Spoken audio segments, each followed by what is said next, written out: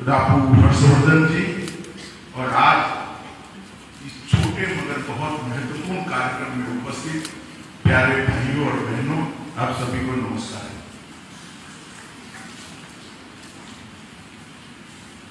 आज मैं यहां आया हूं तब स्वाभाविक रूप से वेंकैया नायडू जी का नेटिव प्लेस है और इनके नेटिव प्लेस पर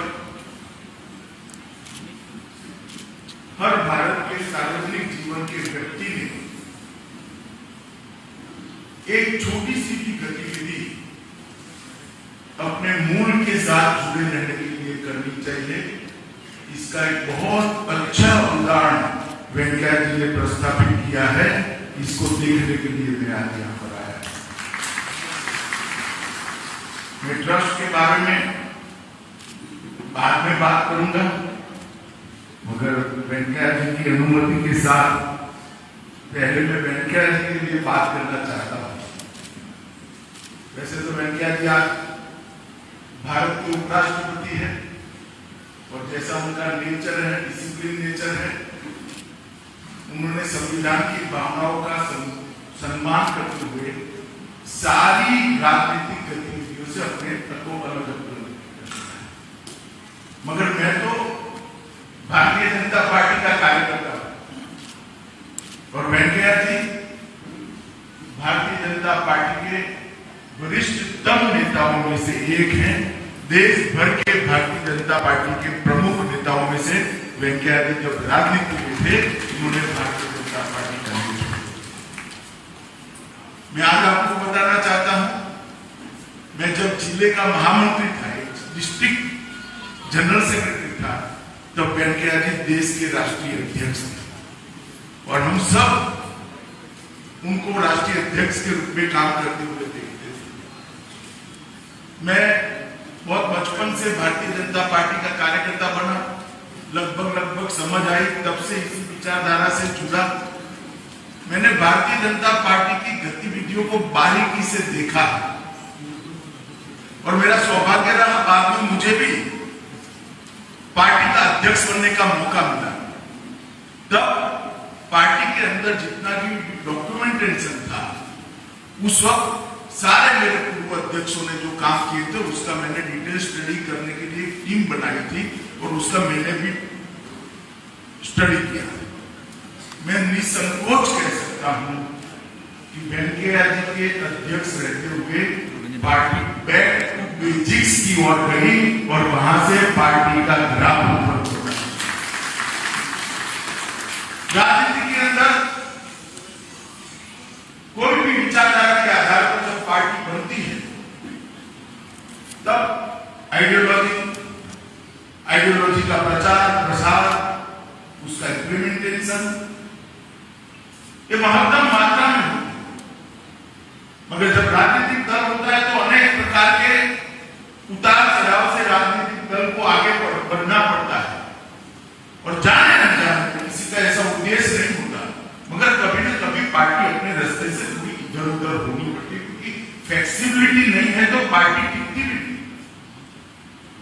परंतु वेंकैया जी के समय पर जो मैंने कहा बैक टू बेसिक्स, ये वेंकैया जी के समय पर पार्टी ने फिर किया। राष्ट्रीय अध्यक्ष का दौरा कैसा हो, राष्ट्रीय अध्यक्ष की अध्यक्षता में कार्यालय कैसे चले, घर से कार्यालय नहीं चलेगा, कार्यालय में से कार्यालय चलेगा। 9 बजे वेंकैया जी का खौफ होता था, स्वयं वेंकैया जी 9 बजे कार्यालय पर आ जाते। इतने डिसिप्लिन तरीके से उन्होंने पार्टी को आगे बढ़ाने का प्रयास किया और उस वक्त बड़ा कठिन काम था।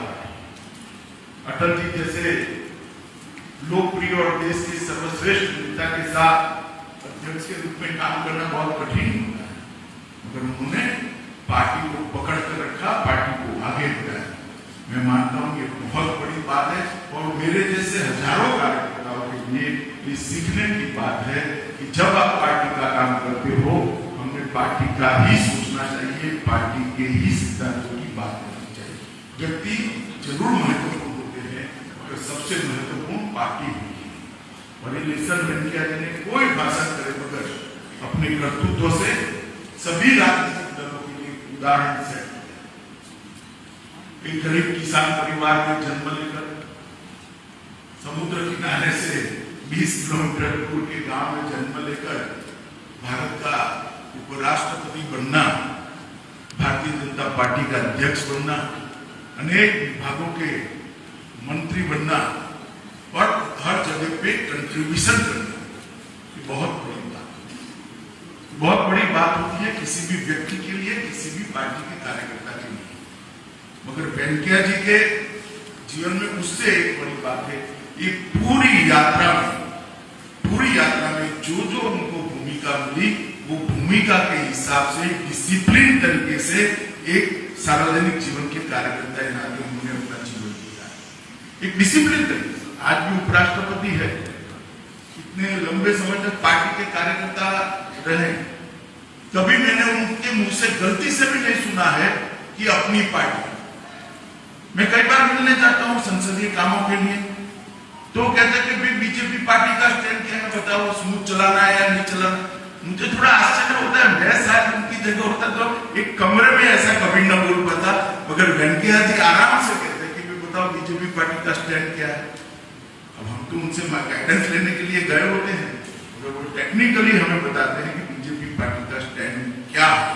मैं इसलिए सार्वजनिक रूप से आज बताना चाहता हूं कि संविधान ने जो व्यवस्था बनाई है, उस व्यवस्था को डिसिप्लिन तरीके से मानना हमारे लोकतंत्र को टिकाने के लिए बहुत महत्वपूर्ण है, जो आज श्री वेंकैया नायडू जी हमारे सामने कर रहे हैं। बचपन के काल से ही वेंकैया जी विद्यार्थी परिषद में जुड़े, 73-74 में आंध्र विश्वविद्यालय के कॉलेज के छात्र संघ के अध्यक्ष भी बने, और जब देश भर के अंदर एक संकट का समय आया, लोकतंत्र पर संकट गहराया, तब जयप्रकाश जी के संपूर्ण क्रांति के आह्वान से अपने आप को छात्र आंदोलन के अंदर झोंक दिया, और इसी के कारण आपातकाल में उनको जेल में भी रहना पड़ा। जेल से बाहर आते ही जनता पार्टी के संयुक्त पार्टी बनी थी विपक्ष की, जनता पार्टी के युवा शाखा के अध्यक्ष बने।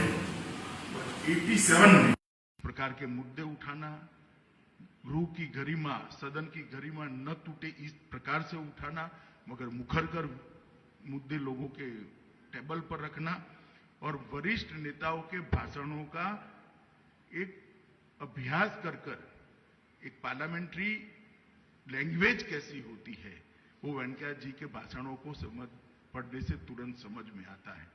दूसरी बार भी 1980 में वो चुने गए और भारतीय जनता पार्टी के ग्रुप के नेता बने, और 1980 में ही वो आंध्र प्रदेश भारतीय जनता पार्टी के स्थापक अध्यक्ष बने, और आंध्र प्रदेश के अंदर वेंकैया जी के नेतृत्व में भारतीय जनता पार्टी आगे बढ़ी। 1993 में पार्टी ने उनको राष्ट्रीय स्तर पर काम के लिए चुना, महासचिव बने।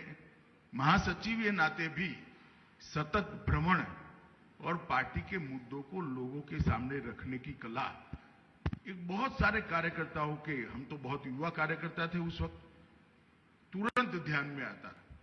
98 में वो राज्यसभा के सांसद बने, और 4 बार राज्यसभा के सांसद के नाते उन्होंने राज्यसभा के अंदर बहुत सारी महत्वपूर्ण चर्चाओं में भाग लिया। जब अटल जी की सरकार में मंत्री बनने का मौका आया, तब उन्होंने स्वयं ग्रामीण विकास की मंत्रालय के लिए अटल जी से बात करी थी। ये भारत के गांव के प्रति वेंकैया जी का जो लगाव है, वो बताता है कि ग्रामीण भारत का विकास करने के लिए ग्रामीण विकास मंत्री बनकर किस प्रकार से वो कंट्रीब्यूट कर सकते हैं।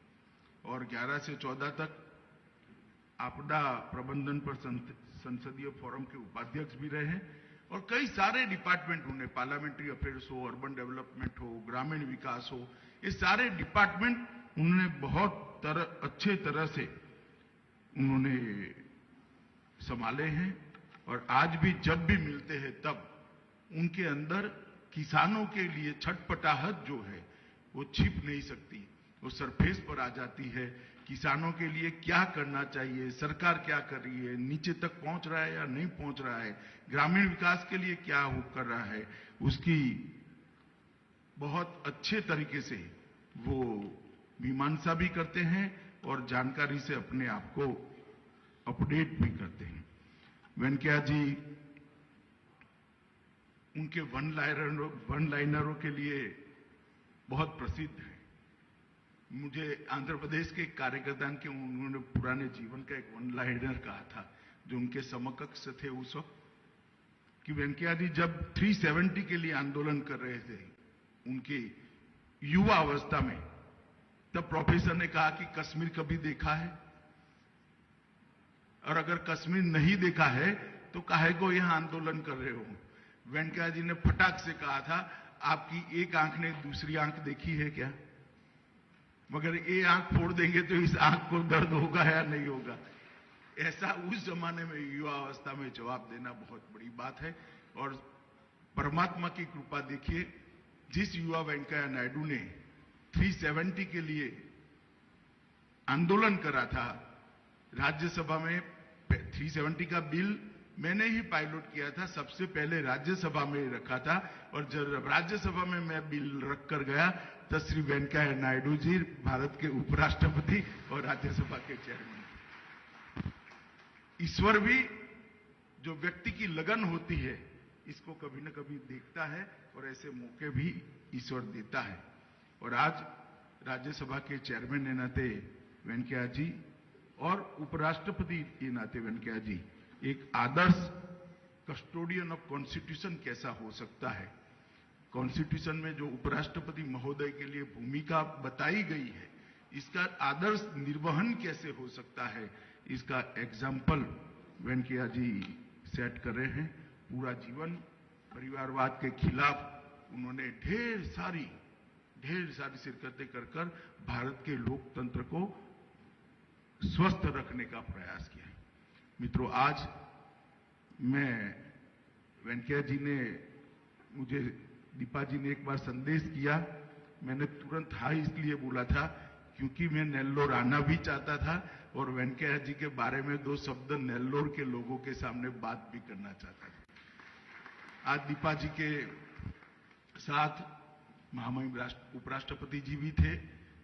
पूरे परिसर का मैंने बहुत ध्यान से दौरा किया है, पूरे परिसर को देखा है। एक अपने नेटिव के अंदर इतने बड़े स्तर पर देश की व्यवस्था में कंट्रीब्यूट करने वाला व्यक्ति अपने नेटिव के लिए एक छोटी सी गतिविधि से बढ़कर वटवृक्ष बनाकर किस प्रकार से अपनी मातृभूमि की, अपने गांव की सेवा कर सकता है, इससे बड़ा कोई उदाहरण नहीं हो सकता है। जब ये 20 साल पहले शुरू किया होगा तब कल्पना भी नहीं होगी कि जुड़ते जुड़ते जुड़ते जुड़ते इतना सारा जुड़ जाएगा। कोई एक्टिविटी बाकी नहीं है। मैं बारीकी से देख रहा था, ये है, समय कम है, ऊपर नहीं जाएंगे, मगर कोई भी गतिविधि बाकी नहीं है। और सभी गतिविधि के केंद्र में किसान है, युवा है, महिलाएं हैं और विद्यार्थी हैं, जिनको सबसे ज्यादा जरूरत है। वो सभी तबकों को दीपा जी ने बड़े खंत से ट्रस्ट की गतिविधियों के साथ जोड़ा है। और सबसे बड़ी बात है, भारत के सार्वजनिक जीवन में जो लोग ट्रस्ट चलाते हैं उनके लिए 1 पैसा भी सरकारी ग्रांट वेंकैया जी ने अपने ट्रस्ट के लिए नहीं लिया है।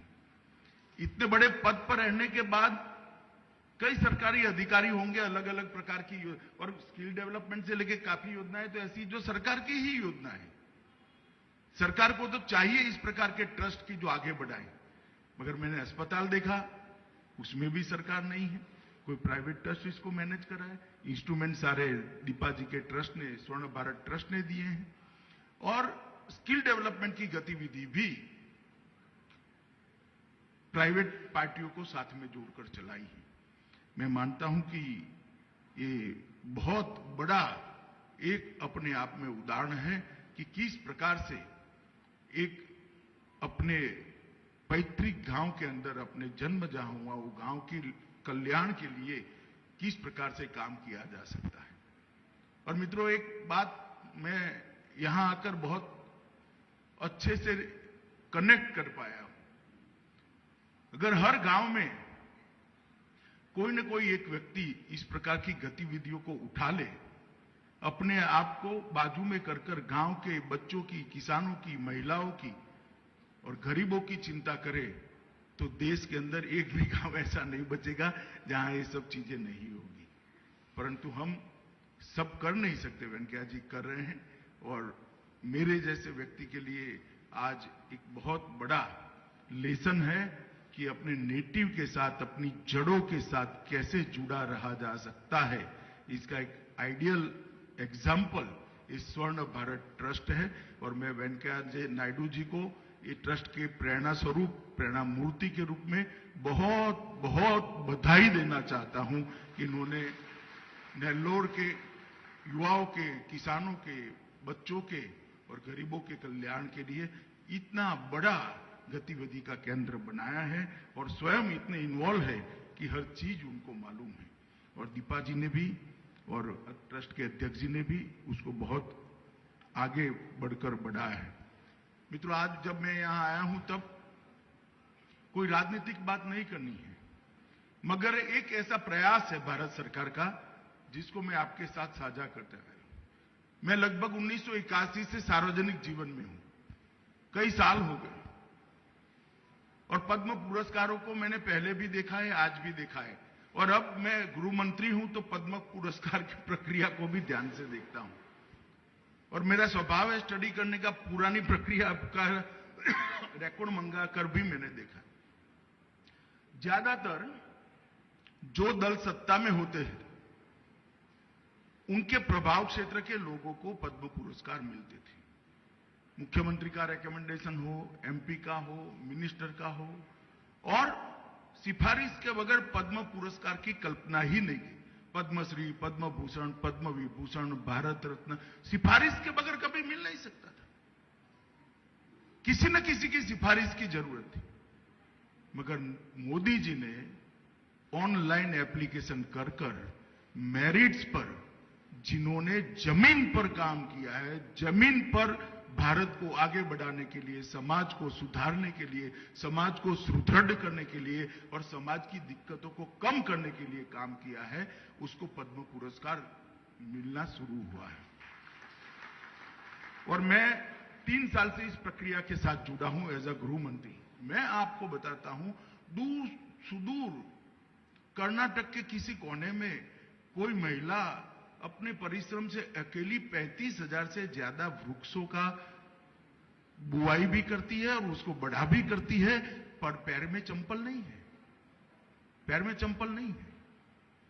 मगर उसको किसी की सिफारिश की जरूरत नहीं, गड़बड़ अक्षरों में कन्नड़ में लिखा हुआ स्वयं का परिचय पत्र वो भेजती है और आज पद्मश्री से सम्मानित होकर देश की करोड़ों गरीब महिलाओं को वो प्रेरणा। कोई व्यक्ति ऐसा कोरोना काल में होता है जब अपने परिवारजनों का कोई संस्कार नहीं करता था, अंतिम संस्कार नहीं करता था, म्यूनिसिपैलिटी वाले ले जाते थे। और मैंने तो दिल्ली में देखा है 400 लोगों के संस्कार पेंडिंग थे। मुझे स्वयं वो शीत गृह में जाना पड़ा था। उस वक्त एक व्यक्ति 600 लोगों का संस्कार करता है, परिवारों के साथ धार्मिक विधि कर उनकी क्रिया वहां कर वो करता है, और उसको पद्मश्री लेने के लिए किसी की सिफारिश की जरूरत नहीं पड़ती है। भाई, ये बहुत बड़ी बात है।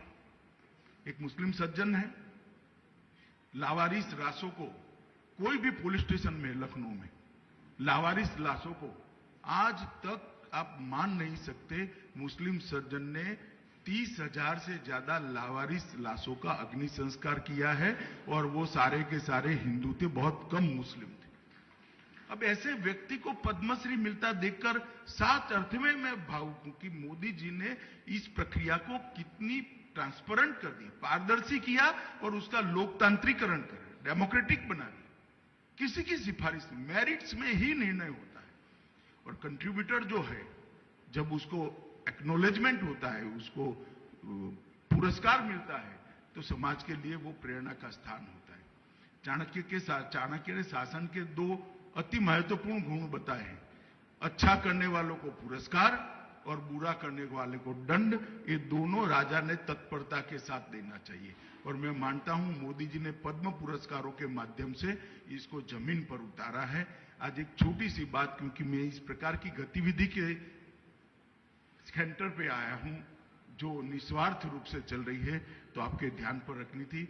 आज मैं यहां पर ये स्वर्ण भारत ट्रस्ट के प्रेरणा स्रोत श्रीमान वेंकैया नायडू जी को बहुत बहुत मन से प्रणाम कर कर साधुवाद देना चाहता हूं कि आपने आपके गांव के साथ, आपके नेटिव के साथ और आपके प्रदेश के साथ जुटने का जो जज्बा बताया है, और आज भी भारत के उपराष्ट्रपति बनने के बाद भी वो जज्बा जस का तस है, वो बहुत बहुत अनुकरणीय है।